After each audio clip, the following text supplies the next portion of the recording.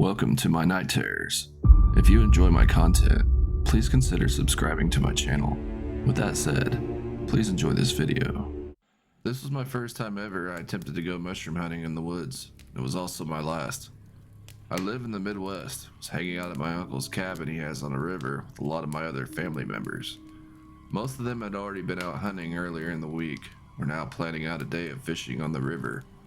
I'm not a big fan of fishing and also had a bit of a hangover, so I wanted nothing to do with the water.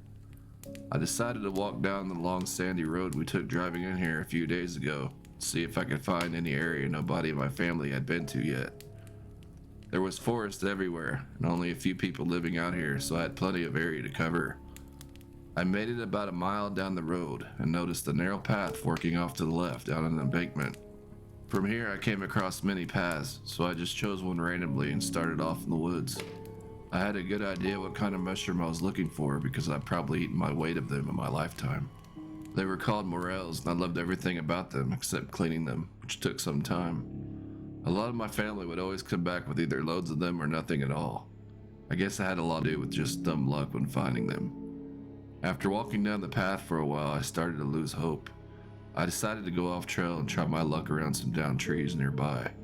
I knew I might have a better chance of finding them there. I checked around a few and saw a lot more downed trees off in the distance, so I began to head in that direction.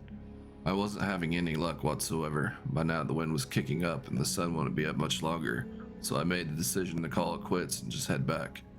At that moment it started to rain. Soon it was dumping on me. I began to get very cold. It was late April and winter didn't feel like it was completely done yet. I ran back to where the first downed trees were, and from there I headed in what I thought was the direction of the path I took to get in here. But by now there was so much water everywhere I couldn't find it anywhere. I decided I would just go back in the direction I thought was the right way. I was freezing at this point and couldn't afford to look. I really wished I would have been more prepared coming out here, or at the very least had checked the weather forecast beforehand. I made my way through the brush and eventually came to a low-lying barbed wire fence. I could see an old barn-looking structure sitting by itself in the middle of a field. I didn't know whose property this belonged to, but I didn't care at the time. I was visibly shaking and needed to warm up as soon as I could. If the rain and cold was enough to motivate me to jump the fence, the loud booming thunder overhead and lightning flash I seen whip across the sky was.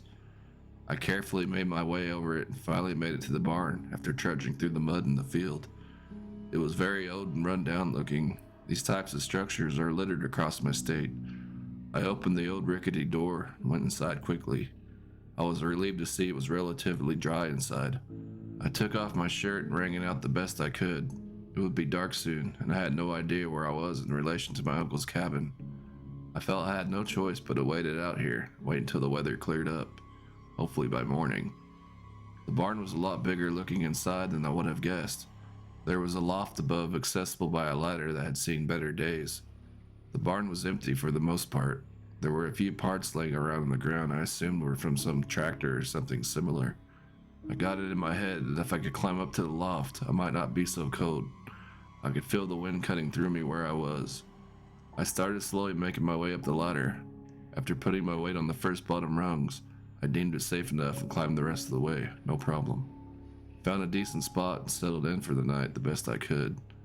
As I sat there against the wall for a while, I started to feel a little warmer and my eyelids began to get heavy. I'm not sure how long I was asleep, but when I awoke to the sound of a loud crashing noise, it was pitch black.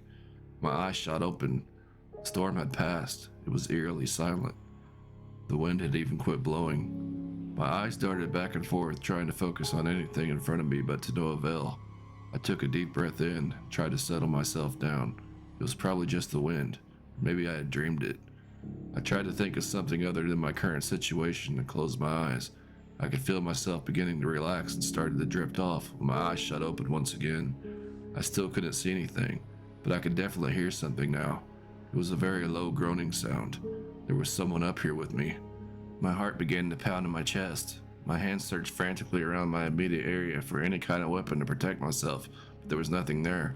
I stood up and pressed my weight against the barn wall hard and closed my eyes. I was petrified with fear. The groaning turned into a heavy breathing sound that was inching closer and closer to me as the wood creaked loudly under its feet. Soon I could feel its breath on my face as I turned my head away from whatever this was. Its breath was foul and made me nauseous. I began to speak. Please, I had to seek refuge in here from the storm. I didn't mean to trespass, but I was freezing and I didn't want to get hypothermia, please. The breathing noises stopped. Whoever this was didn't speak a word. I opened my eyes and slowly put my hand out. There was nothing there. I waved my arms around everywhere and didn't feel a thing. I didn't know where it could have gone. I didn't hear anything. I sank down against the wall and I was still not able to see. My anxiety was too much at this point and I started to hyperventilate. That was a real person. How did they just disappear like that without me hearing it? I had no answer. Just more fear sent shivers down my spine, compounding with my already anxious state. I'm not sure how much time went by before this thing came back. I was desperately trying to listen for anything around me when I heard a very deep-sounding moan directly in my left ear. I stood up and swung at the air. I was completely freaking out at this point. "Leave me alone," I yelled. "Please, just leave me alone." I started to crawl to where I thought the ladder might be. I had to get out of there. I didn't care anymore that I couldn't see anything. When I found the edge of the loft, I worked my way down until I found the top rungs of the ladder. As I lowered myself slowly onto the ladder, a hand grasped my wrist, followed by a terrifying voice I'll never forget. "You can't leave me." I pulled my hand away as hard as I could and made my way down the ladder quickly. Losing my footing near the bottom, I fell down on the cold hard ground. My eyes could now see traces of light coming from the barn door. I made my way back across the field, never looking back. I crossed the fence and waited a few more hours for the sun to come up. I finally found the path I came in on after searching for quite some time. When I did make it back to the cabin, I realized it was colder than I thought. I had the beginning stages of hypothermia and mild frostbite in some of my fingers and toes. I was so scared of whatever it was that was in that old barn, I didn't even realize how cold I really was. Luckily, I recovered well enough after being treated at the hospital. As far as what I encountered in that barn, I really believe it wasn't human, though I have no way to prove it. I still have trouble sleeping to this day from that experience.